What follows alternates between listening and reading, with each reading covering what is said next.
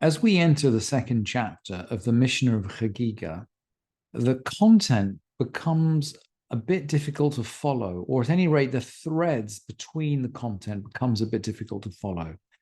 And I think the only axiom that I can think of, and I would like to mention, just when trying to understand the whole pattern, is that the Mishnah of Hagigah and the mitzvah of appearing in Jerusalem is essentially about journeying. So much of the technical material is about sacrifices in Jerusalem and when they're pure and impure and when we can bring them, when we cannot bring them. But the essence of the tractate is about a journey. It's about a journey from one's own house to a holy place and hopefully to get back again. And when we're journeying, there are always going to be questions about places that we either should or should not visit on the way. How do you structure your journey? How do you make your journey safe as you move towards the holy place? And that is the kind of question that the second chapter of the Mishnah is now going to begin with. So you'll remember that we finished the first chapter with questions about where the halakha is derived from. And some halachot have got many verses and few laws, and some have got many laws and few verses. And the Mishnah mentioned right at the end of the first chapter questions of forbidden relationships, as well as civil law and temple service, as being the essential elements of Torah. And now the Mishnah, in the beginning of the second chapter, is going to begin with a surprise, with what might be a surprising statement. But I think this is about the journey and about how you conduct the journey. And indeed, in the Gemara, there's a story about two sages who are journeying and who indeed start discussing one of these topics. So the Mishnah begins, Ein dorshim ba'arayot bishlosha. It is not permitted to expound, to teach laws about forbidden relationships in the presence of three, i.e. with three people, and this is three people including the teacher in the class. And there seems to be some anxiety that if you have three, you have the possibility of them splitting into a two and a one. The teacher is explaining something to one of them, so there's a conversation between two, and there's someone who's left out. And maybe his mind is wandering, maybe he's doing something else, but for some reason, because he's excluded, he doesn't get it. He doesn't get it. So when you're teaching forbidden relationships, you should do it in a basically one-on-one. I mean, in a class of two. But that means one-on-one. Because when you're teaching one-on-one, there's never a possibility of losing attention. And the Mishnah continues, V'lov maseh v'reshit bishnaim. And you can't teach the creation story even in the presence of two.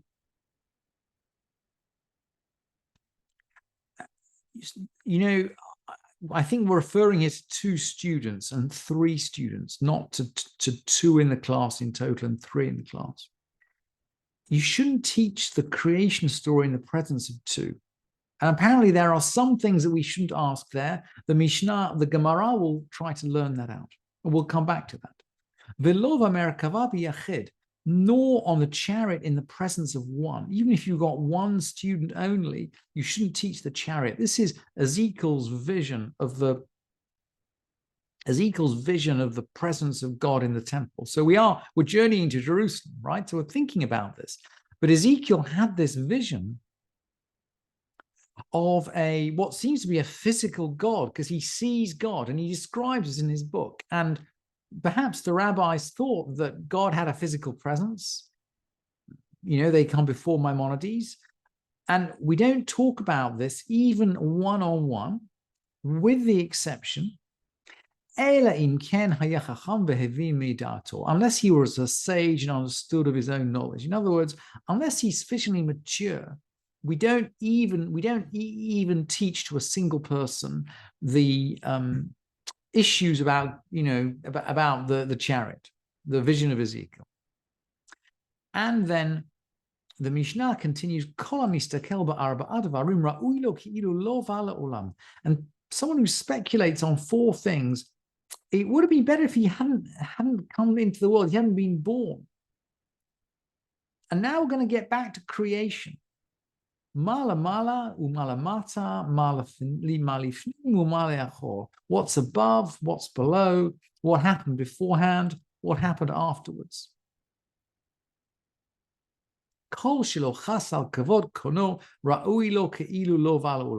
Anybody who doesn't take thought for the honor of his creator, it would have been better if he had not come into the world.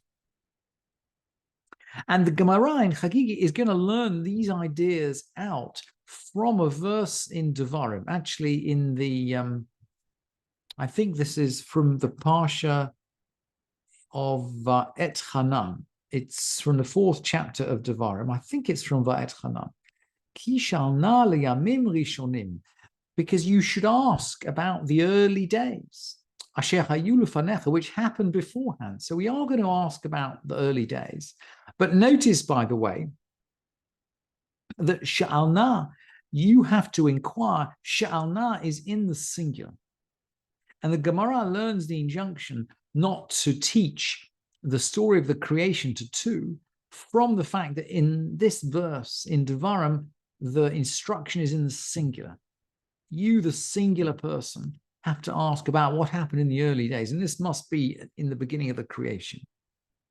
Asher hayu lefanecha lemin hayom asher bara Elohim Adam haaretz, from the day of creation, when man was created on the earth, when God created man on the earth. So the Gemara here learns that we can find out about what happened from the day man was created, but not before. And the Gemara doesn't explain why. Maybe, and of course, this is very contentious today, by the way. You know, do we study fossils? Is the world only 5,700 years old? And the rabbis seem to have some idea that it's not safe, it's dangerous to ask about things that happened before Adam was created. And the verse continues, and from one end of the heaven to the other. And the Gemara again learns that, you know, we can learn about everything in the earth, but not beyond the bounds of the earth. Well, we can learn about the boundaries of the universe, but not beyond the boundaries of the universe. Had anything as grand as this ever happened, or has its like ever been known?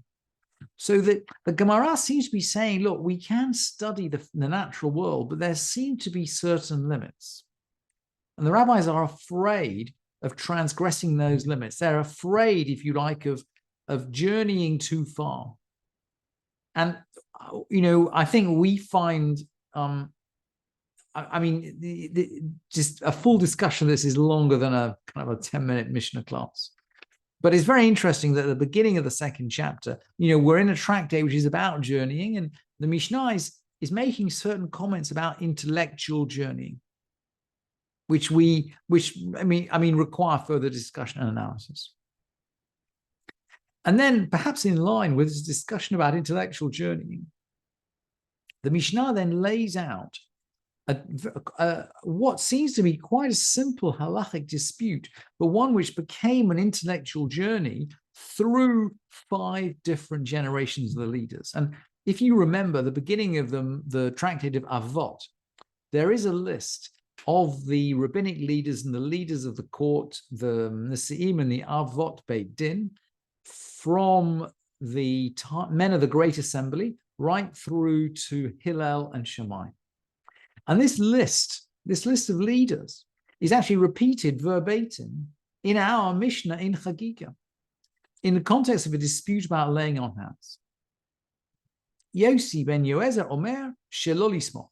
Yossi ben Yoezer says, don't lay on hands. Yossi ben Yochanan Omer lismoch. This is the first of the pairs, by the way. And the question is about laying on hands or not. So what are we talking about here? Well, we've actually learned this Mishnah, by the way, in the tractate of Beitzah, in the egg. There's a dispute as to whether we lay on hands during the festival. And maybe we'll just fast forward a sec. maybe we'll just fast forward for a minute to the Mishnayot, which we learned when we were looking at this issue in Beitza. And we learned a Mishnah from Menachot. All offerings of an individual require laying on hands, with certain exceptions, other than the firstborn offering, the animal tithe, and the paschal offering. And so we lay our hands on the head of the animal and we push down really hard. And this laying on hands is actually derived from a verse in Vayikra. V'samach yado al rosh korban. Or when an individual person brings an offering, he lays his hand on the head of his offering. V'samach yado al rosh korbano v'shafto petach ohel moed. He lays his hand and then he slaughters it at the entrance of the tent of meetings. And then the priest dashed the blood against the sides of the altar. So we have a verse in Vayikra saying that a person, an individual, needs to lay hands on their sacrifice when they bring it. And the Mishnah in Menachot is saying, Kol korbanot yachid tu'unim smicha. All offerings of an individual require placing of hands. So this must therefore apply to the Hagigah, which we're going to bring on Yom Tov. And of course, laying on hand, pushing down with the weight on the head of the animal is kind of using the animal in some way. So that may be considered work on Yom Tov. So maybe we shouldn't lay hands on Yom Tov. Or maybe we shouldn't bring an animal that requires laying on hands. And that's the dispute between Yossi ben Yoezer and Yosef ben Yochanan. So how does it go on? Yehoshua, let's go on to the next pair. Yehoshua ben Parachia, Omer Shelo Lismoch. Yehoshua ben Parachia says, don't lay on hands. Matai, Ha'arabali, Omer Lismoch. Matai, the Arabalite, says, lay. Yudah ben Tavi, Omer Shelo Lismoch. Judah ben Tavi says, don't lay on hands. Shimon ben Shetach, Omer Lismoch. Shimon ben Shetach says, lay. Same dispute. Shemaiah Omer, now the order is going to reverse. So remember, the first one until now, the first one in the pair has said, don't lay on hands. And now it switches round. Shemaiah Omer Lismoch, Avtalion Omer Shelo Lismoch. Shemaiah says,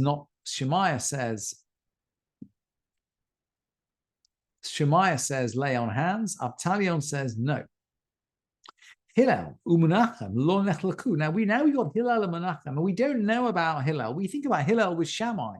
We don't know about Hillel and Menachem, but apparently Hillel and Menachem did not dispute. Yatsa Menachem. Menachem went off. There's a suggestion in Josephus that Menachem actually went off and became an Essenim. He joined another sect. So Menachem goes off. Venichnas Shammai, and Shammai comes in. So now we've got the pair we know, Hillel and Shammai. Hillel Omer Lismoch. Hillel says, lay. Shammai Omer Shelo Lismoch. Shammai says not to lay hands. And then the Mishnah concludes, Harishonim Hayu Nuseim Vehashniim Avot Beit Din. The first ones were Nuseim. These were the in the Babylonian times, these were the secular presidents. I'm not sure whether it means a secular president right at the early stage like this. The Hashniim Avot Beit Din. The second ones were Avot Beit Din. They were the head of the rabbinical court.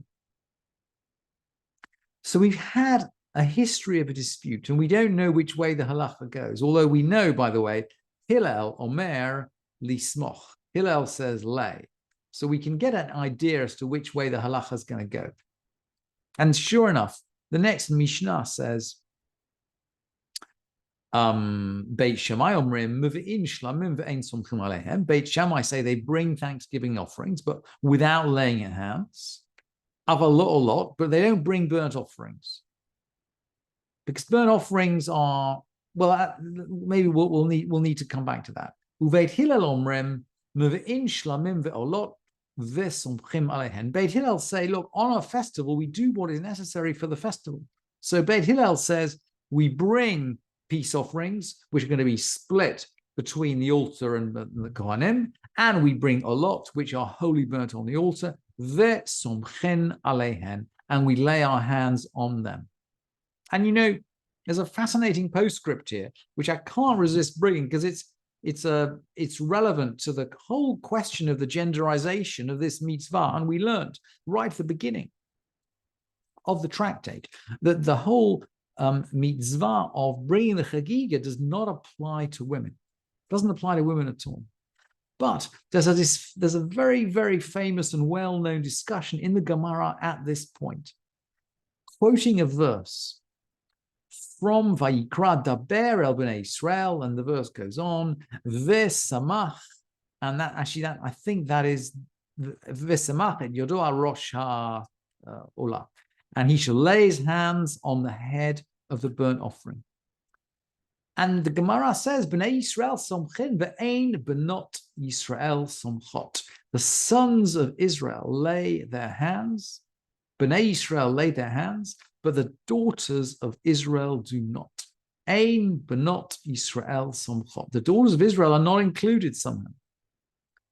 Rabbi Yossi Rabbi Yishmael omrim, but Rabbi Yossi and Rabbi Yishmael say, benot Yisrael somchot a reshut. Rabbi Yossi and Rabbi Yishmael say it is optional for the daughters of Israel to lay hands, i.e., they're not required, but if they wish to do so, they may. And we've said, by the way, that laying on hands on Chag is it's work. It's using an animal. So we wouldn't lightly make that statement that the daughters of Israel can lay hands. They are carrying out a malacha, they're carrying out work on a festival. And Rabbi Yossi is going to explain it. Amar Rabbi Yossi, Sachli, Abba Elazar. Abba Elazar explained to me. One occasion we had a calf for a peace offering. We brought it to the women's courtyard. And this is precedent, by the way. This is not just an incident. This is an incident brought as precedent for practice. And the women laid their hands on it. Not because there's an obligation of laying hands on women, but in order to give the women nachat ruach, which you might translate as spiritual satisfaction or something like that. But in other words, for the sake of women's involvement in the life of the community, they were allowed to lay their hands on the animal. That was their wish, even on a festival.